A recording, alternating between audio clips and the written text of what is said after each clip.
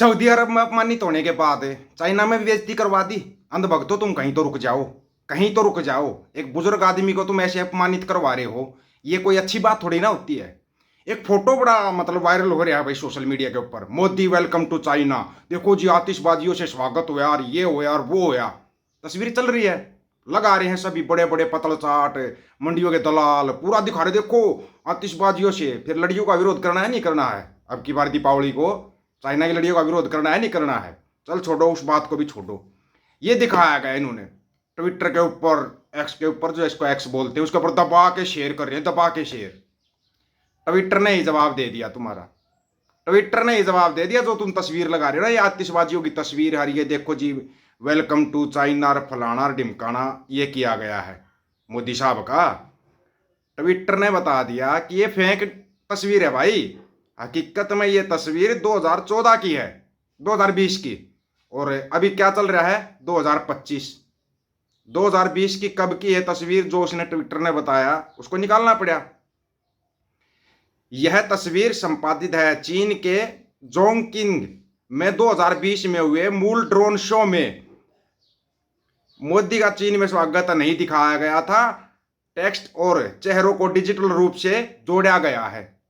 Digital रूप से जोड़ के एआई का कमाल करके और यह तस्वीर बनाकर दिखाई जा रही है।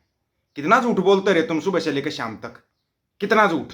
सऊदी अरब में क्या जापान से गुड़िया लेके आए, क्या फायदा हुआ देश को? गुड़िया से खेलोगे। चीन से बीन लेके आएंगे, उसको बजाते रहना, सांप सपड़ोटिए बहुत निकलेंगे, उनको पकड़ते रहना। वैसे भी तुम्हारे को चिल्लाना तो झिंगा लाला हो रही है, इससे आगे तुम कुछ करो भी नहीं गए। लेकिन एक जो सबसे बड़ी बात है, ये काम होना चाहिए, सभी पंजाब वालों को मिलके ये काम करना चाहिए, मिलके। हिमाचली पंजाब की सरकार में बीबीएमबी, जो भाखड़ा ब्यास मैनेजमेंट बोर्ड है, के खिलाफ मैंडेट फ्लड लाने की वजह से एफआईआर दर्ज करवाई जाए, जिसकी वजह से हजारों जाने जा रही हैं। इसलिए हमें बीबीएम की चेयरमैन, बीबीएन के जो चेयरमैन है मनोज त्रिपाठी को आतंकवादी मान उससे वही सलूक किया जाना चाहिए जो आतंकियों के साथ किया जाता है। होना चाहिए नहीं होना चाहिए मनोज त्रिपाठी के साथ, जो बीबीएमबी का जो चेयरमैन है, कमेटी का चेयरमैन है। क्यों जानबूझ के पानी छोड़ा जा रहा है पंजाब के अंदर, ये होना चाहिए। जब तक ये नहीं होगा ना, तब तक पता नहीं लगेगा। अभी तो रुको जरा, भक्तों तुम्हारे देखो कहाँ कहाँ से तुम्हारे वो दिखाते हैं, तुम्हारे को तो कमाल की चीजें दिखाएंगे आज, तुम भी याद रखोगे। एक कर्नल साहब का कोर्ट मार्शल होया आर्मी में, होता रहता है, कोई गलत करता है कोर्ट मार्शल होता है। लेकिन क्यों बोल रहा है कर्नल साहब का कोर्ट मार्शल होया है? ये जो होते हैं ना चन्नू मन्नू, चंगू मंगू भिखमंगू, इन भिखमंगुओं के यही काम रहेंगे। ये जहां भी जाएंगे ना वहीं पे गलत काम करेंगे, वही संस्कारी बलात्कारी वाले वही हैं ये। देख लो, आपको नाम बता देंगे, आप नाम से ही समझ जाओगे। और कोर्ट मार्शल लिया, इसका ठीक किया, इसको 6 साल की सजा हुई है। अब इसमें देखकर इसके परिवार को भी होनी चाहिए। इसने इतना बड़ा घपला किया सेना के साथ, पूरे मतलब सैनिकों का जो फंड था सब कुछ खा गया। कोर्ट मार्शल आर्मी अफसर को भ्रष्टाचार के आरोप में 6 साल की जेल और सेना से बर्खास्तगी, इससे काम नहीं, इसको तो और ज्यादा बड़ी सजा मिलनी चाहिए। भारतीय सेना की supply unit army service corps ASC जिसको बोला जाता है, के कर्नल को भ्रष्टाचार के आरोप में 6 साल की कड़ी कैद और सेना से बर्खास्त कर दिया गया है। यह फैसला समरी जनरल कोर्ट मार्शल जो एसजीसीएम होता है ने सुनाया, जो कि सेना के अनुशासनात्मक मामलों के लिए होता है। यह अफसर है कर्नल विकास पांडे। वाह पांडे जी के कारनामे तो सुनो एक बार, कोर्ट मार्शल हुआ था, पांडे जी के कारनामे सुनो। इनके ऊपर नहीं लगेगा देशद्रोह का आरोप? लगना चाहिए नहीं लगना चाहिए इनके ऊपर देशद्रोह का आरोप? आप बताइए। जिन्होंने लद्दाख में तैनात, वो भी आईएलटी के एरिया के अंदर 503 एएससी बटालियन की कमान संभाली थी। यह बटालियन 3 इन्फेंट्री डिवीजन के अंतर्गत आती है। कोर्ट मार्शल कब चला भाई? इसका कार्रवाई 16 फरवरी को शुरू हुई, 16 अगस्त को देर रात समाप्त हुई। स्थान N area Chandigarh. Court martial की अध्यक्षता वो जो ज्यूरी होती है, एक ब्रिगेडियर और 3 कर्नल होते हैं, उन्होंने किया है। आरोप सुनो श्रीमान जी के ऊपर 7 आरोप लगाए थे, सातों के सातों में दोषी पाया गया है। 7 आरोप सुनना एक बार। रेजिमेंटल फंड खाते का दुरुपयोग, उन्होंने यस बैंक ले ब्रांच में रेजिमेंटल फंड अकाउंट नाम से एक संस्थागत खाता को लिया चलाया और बंद कर दिया। उन्होंने अपनी पोस्ट की सील और बटालियन की मोहर का गलत इस्तेमाल किया। 63.66 लाख रुपए का गबन, यह राशि खाते में जमा हुई जो नियमों के विरुद्ध थी। यह पैसा उन्होंने अपनी पोस्ट का फायदा उठाकर जुटाया। लद्दाख में 4 लाख रुपए रिश्वत के तौर पर लेना, यह धनराशि बिना वैध स्रोत के प्राप्त की। जयपुर में फ्लैट की खरीद उन्होंने अपनी पत्नी के नाम पर 32.60 लाख रुपए का फ्लैट खरीदा, जो उनकी घोषित आय से भी अधिक था। BMW कार खरीद अपनी पत्नी के नाम पर 48.48 लाख की लग्जरी BMW कार खरीदी, जो आय के अनुपात से असंगत पाई गई। वह 7.21 लाख रुपए नकद में प्राप्त करना, दो अलग अलग मामलों में उन्हें नकद रकम प्राप्त करने का दोषी पाया गया है।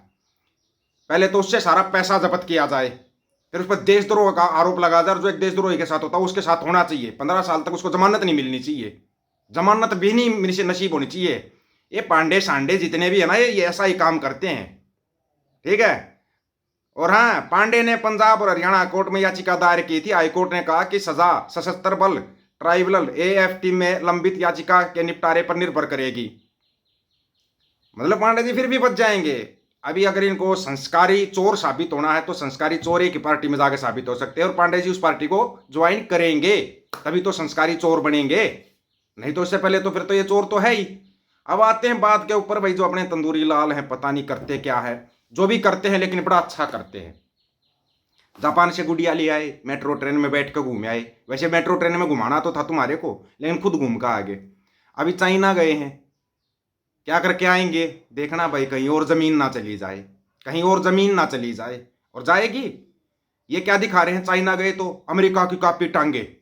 कमाल की बात, अमेरिका का तब चाइना की टांगे कहां पर ही थी। ये कर क्या रहे हो तुम, दिखा क्या रहे हो न्यूज के अंदर, ये बताओ। मानमंडिया की एक न्यूज और देख रहा हूं, उस न्यूज को देख कर ना मेरे को हंसी भी आ रही है और गुस्सा भी आ रहा है, दोनों चीजें आ रही हैं।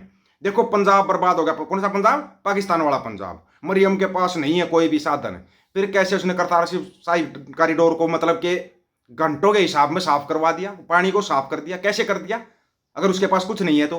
अब बताओ वो, अच्छा करेंसी कहाँ है, डॉलर कहाँ है? 88 पॉइंट कितने पे पहुंच गया डॉलर? किसी ने अंदाजा लगाया क्या? डॉलर की स्थिति तो बता दो। 88.22, वेरी गुड। लेकिन रुपया उसी देश का गिरता है जिस देश की, समझते हो ना, सरकार जो भी होती है वो गिरी हुई होती है, कुछ भी होता है, ऐसा ही कुछ बताया गया था। एक महान अर्थशास्त्री ने बताया था, रुपया उसी देश का गिरता है जिस देश की सरकार गिरती है। एशिया की कमजोर, सबसे कमजोर करेंसियों में गिनती करवा ली, सबसे कमजोर करेंसी में गिनती करवा ली। ऐसे तो फिर रुपया कहीं बचेगा ही नहीं। तो इससे तो अच्छा तो हमारी करेंसी ठीक थी भाई। एक खालसाई सिक्का $7 में आता था। बताओ किसकी करेंसी मजबूत?